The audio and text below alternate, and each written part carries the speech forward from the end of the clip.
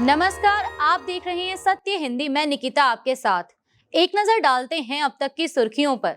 बिहार विधानसभा चुनाव 2025 के दूसरे चरण में मंगलवार को जबरदस्त वोटिंग देखने को मिली। शाम 5 बजे तक 67.14% मतदान दर्ज किया गया, जिसे बम्पर वोटिंग कहा जा रहा है। बीजेपी प्रदेश अध्यक्ष दिलीप जायसवाल ने उम्मीद जताई कि यह आंकड़ा 70% तक पहुंच सकता है। वहीं आरजेडी नेता तेजस्वी यादव ने कहा कि बम्पर मतदान का मतलब है बम्पर जीत। खास बात यह रही कि सीमांचल क्षेत्र में इस बार वोटिंग रिकॉर्ड स्तर पर हुई है। किशनगंज में शाम 5 बजे तक 76.26% मतदान हुआ, जो पूरे बिहार में सबसे अधिक था। वहीं सबसे कम 57.11% वोटिंग नवादा में दर्ज की गई है। महिलाओं की लंबी कतारों ने मतदान प्रतिशत बढ़ाने में बड़ी भूमिका निभाई है। सीमांचल के जिलों किशनगंज, अररिया, कटिहार और पूर्णिया में मुस्लिम आबादी 40 से 70% तक है और यहाँ लगभग 20 सीटों पर असर पड़ता है। कई जिलों में गया, जमुई, बांका, पूर्णिया और कटिहार में 60% से अधिक वोटिंग दर्ज की गई। राजनीतिक विश्लेषकों का मानना है कि भारी मतदान विपक्षी गठबंधन आरजेडी और कांग्रेस के लिए फायदेमंद हो सकता है, जबकि एनडीए के लिए यह चुनौतीपूर्ण संकेत है। बिहार विधानसभा चुनाव 2025 के दूसरे चरण की वोटिंग समाप्त हो चुकी है, जिसके बाद अब एग्जिट पोल के नतीजे आने शुरू हो गए हैं। इन एग्जिट पोल्स में एनडीए की सरकार बनने के संकेत मिल रहे हैं। 4 एग्जिट पोल के अनुसार मुख्यमंत्री नीतीश कुमार और बीजेपी के नेतृत्व वाला गठबंधन बहुमत के करीब दिख रहा है। मैट्रिक्स के एग्जिट पोल के मुताबिक एनडीए को 147 से 167 सीटें, महागठबंधन को 70 से 90 सीटें, प्रशांत किशोर की जनसुराज पार्टी को 0 से 2 और अन्य दलों को 0 से 5 सीटें मिलने का अनुमान है। वहीं पीपुल्स पल्स सर्वे में एनडीए को 133 से 159 सीटें, महागठबंधन को 75 से 101, जनसुराज को 0 से 5 और अन्य को 2 से 8 सीटें मिलने की भविष्यवाणी की गई है। इसके अलावा दैनिक भास्कर के एग्जिट पोल में एनडीए को 145 से 160 सीट के साथ सरकार बनाता दिख रहा है। वहीं महागठबंधन को 73 से 91, जनसुराज 0 और अन्य को 5 से 10 सीटें मिलने का अनुमान है। वहीं चाणक्य स्ट्रेटेजी एनडीए को 128 से 134, महागठबंधन को 102 से 108 और अन्य 5 से 9 सीटों का अनुमान बता रहा है। लगभग चारों सर्वे बताते हैं कि बिहार में एक बार फिर एनडीए सरकार बन सकती है। गृह मंत्री अमित शाह ने मंगलवार को दिल्ली के लाल किला कार विस्फोट मामले में दूसरी समीक्षा बैठक की अध्यक्षता की और एजेंसियों को निर्देश दिया कि इस घटना में शामिल हर अपराधी को जल्द से जल्द पकड़ा जाए। शाह ने एक्स पर लिखा कि लाल किला कार विस्फोट पर वरिष्ठ अधिकारियों के साथ समीक्षा बैठक की। इस कृत्य में शामिल हर व्यक्ति को हमारी एजेंसियों की कड़ी फटकार का सामना करना पड़ेगा। गौरतलब है कि सोमवार शाम को लाल किला मेट्रो स्टेशन के पास लाल बत्ती पर हुई इस घटना में 13 लोगों की मौत हो गई थी और कई घायल हुए थे। विस्फोट का कारण अभी स्पष्ट नहीं है, लेकिन जांच एनआईए को सौंपी गई है। इस बीच जम्मू कश्मीर पुलिस ने पुलवामा में छापेमारी कर 6 लोगों को हिरासत में लिया है, जिनमें डॉक्टर उमर उन नबी के 3 रिश्तेदार भी शामिल हैं। उमर वही डॉक्टर है जिनकी खरीदी हुई हुंडई i20 कार विस्फोट में इस्तेमाल हुई बताई जा रही है। अफगानिस्तान के तालिबान सरकार ने अपनी प्रतिक्रिया में दिल्ली धमाके की निंदा की है। विदेश मंत्रालय की ओर से जारी बयान के अनुसार इस्लामिक अमीरात ऑफ अफगानिस्तान के विदेश मंत्रालय भारत के नई दिल्ली में लाल किले इलाके में हुए धमाके की निंदा करता है, जिसमें कई नागरिकों की जान गई और अन्य कई घायल हुए हैं। बयान में कहा गया है कि विदेश मंत्रालय शोक संतप्त परिवारों और सरकार के प्रति गहरा दुख जाहिर करता है। हम घायलों के जल्द ठीक होने की कामना करते हैं। बिहार चुनाव 2025 के दूसरे और अंतिम चरण की वोटिंग के बीच अररिया के एक मतदान केंद्र पर कांग्रेस और भाजपा समर्थकों के बीच हाथापाई हो गई।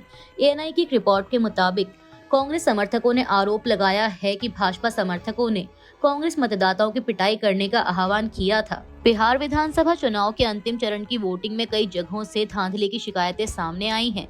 हालांकि अब तक केवल एक मामले में एफआईआर दर्ज की गई। आरजेडी ने मोतिहारी, इमामगंज और बगहा के कई बूथों पर चुनावी गड़बड़ी के आरोप लगाए हैं। पार्टी का कहना है कि मोतिहारी के बूथ 229 और 230 पर बीजेपी एजेंट मतदाताओं को पर्ची बांटते हुए वोट प्रभावित कर रहे थे। इस शिकायत पर चुनाव आयोग ने कार्रवाई करते हुए 2 लोगों को गिरफ्तार किया है।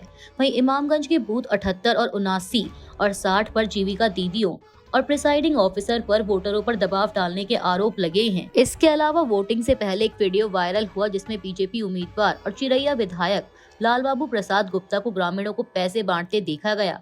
इस मामले में एफआईआर दर्ज की गई है और जांच जारी है।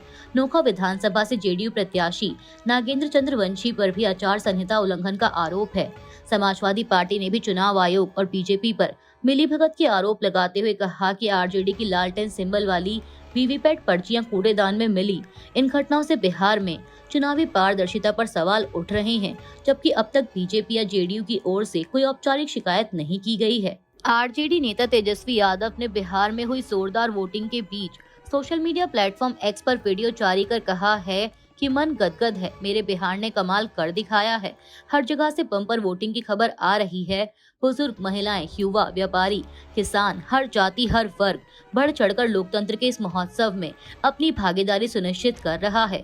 ये क्रम रुके नहीं, ये कदम थमे नहीं। तेजस्वी ने कहा कि आपकी उंगली की नीली स्याही आपके भविष्य को स्वर्णिम बनाने का कार्य करेगी। आपका दबाया हुआ एक बटन अगले 5 सालों के आपकी शक्ति, सुरक्षा, समृद्धि, शांति और भविष्य को तय करेगा। 11 नवंबर 2025 को बिहार विधानसभा चुनाव के दूसरे चरण की वोटिंग के बीच मुख्यमंत्री नीतीश कुमार ने अचानक केंद्रीय मंत्री और जेडीयू के वरिष्ठ नेता राजीव रंजन सिंह उर्फ लल्लन सिंह के पटना स्थित घर पहुंचकर सबको चौंका दिया। यह मुलाकात बिना पूर्व सूचना के हुई, जिसके बाद राजनीतिक हलकों में हलचल मच गई। नीतीश के साथ जेडीयू के वरिष्ठ नेता विजय चौधरी, अशोक चौधरी और दीपक कुमार भी मौजूद थे। इस मुलाकात के बाद कोई आधिकारिक बयान तो नहीं आया, लेकिन सूत्रों के अनुसार मुख्य वजह चुनावी रणनीति है। जेडीयू अध्यक्ष और एनडीए के मुख्यमंत्री चेहरा नीतीश कुमार पल पल की मतदान स्थिति, बूथ स्तर की समस्याओं और कमजोर सीटों पर फीडबैक ले रहे थे। लल्लन सिंह, जो केंद्रीय पंचायती राज, मत्स्य पालन, पशुपालन एवं डेयरी मंत्री हैं, नीतीश के भरोसेमंद साथी और एनडीए के प्रमुख प्रचारक रहे हैं, लेकिन इधर दोनों के बीच दूरी भी दिखाई दी। लल्लन सिंह ने हाल ही में बयान दिया था कि बिहार के अगले सीएम का चुनाव विधायक करेंगे। इसी तरह का बयान केंद्रीय गृह मंत्री अमित शाह ने भी दिया था, लेकिन बाद में बीजेपी अपना स्टैंड से पीछे हट गई और उसने वोटिंग के सेकंड फेज से ठीक 2 दिन पहले कहना शुरू किया कि नीतीश ही एनडीए का सीएम चेहरा है। यह मुलाकात ऐसे समय में हुई है जब 20 जिलों की 122 सीटों पर वोटिंग जारी है और नतीजे 14 नवंबर को आने वाले हैं। तमिलनाडु और पश्चिम बंगाल में मतदाता सूचियों के विशेष गहन पुनरीक्षण यानी एसआईआर के संवैधानिक वैधता को चुनौती देने वाली याचिकाओं पर सुप्रीम कोर्ट ने भारत के चुनाव आयोग को नोटिस जारी किया है। एएनआई की रिपोर्ट के मुताबिक सुप्रीम कोर्ट ने उच्च न्यायालयों को यह भी आदेश दिया है कि वे इन राज्यों और बिहार की एसआईआर के संबंध में उनके समक्ष दायर याचिकाओं को स्थगित रखें। वहीं अदालत ने मामले की सुनवाई 26 नवंबर के लिए स्थगित कर दी है। सुप्रीम कोर्ट ने मंगलवार को निठारी कांड के एक हत्या और रेप मामले में सुरेंद्र कोहली को बरी कर दिया। यह वही कांड है जो 2005 और 6 में नोएडा के निठारी गांव में हुआ था। सुप्रीम कोर्ट ने कोहली की क्यूरेटिव पिटीशन स्वीकार करते हुए उसकी दोष सिद्धि को रद्द कर दिया। यह फैसला मुख्य न्यायाधीश पीआर गवई, जस्टिस सूर्यकांत और जस्टिस विक्रमनाथ की बेंच ने सुनाया। अदालत ने कहा कि याचिकाकर्ता को आरोपों से बरी किया जाता है, उसे तुरंत रिहा किया जाए। 2011 में सुप्रीम कोर्ट ने कोहली की सजा बरकरार रखी थी, लेकिन बाद में इलाहाबाद हाई कोर्ट ने 12 मामलों में उसे बरी कर दिया था। कोहली के वकील युग मोहित चौधरी ने बताया कि 13 मामलों में फांसी की सजा में से 12 में वह पहले ही निर्दोष साबित हो चुके थे। अब अंतिम मामले में भी सुप्रीम कोर्ट ने उसे निर्दोष मान लिया। चौधरी ने कहा कि सभी सबूत फर्जी थे और किसी बड़े व्यक्ति को बचाने के लिए कोहली को फंसाया गया था। एक भी सबूत ऐसा नहीं था जिसके आधार पर किसी को सजा दी जाए। अभी के लिए इतना ही। बाकी की देश दुनिया की बड़ी खबरों के लिए जुड़े रहिए सत्य हिंदी के साथ।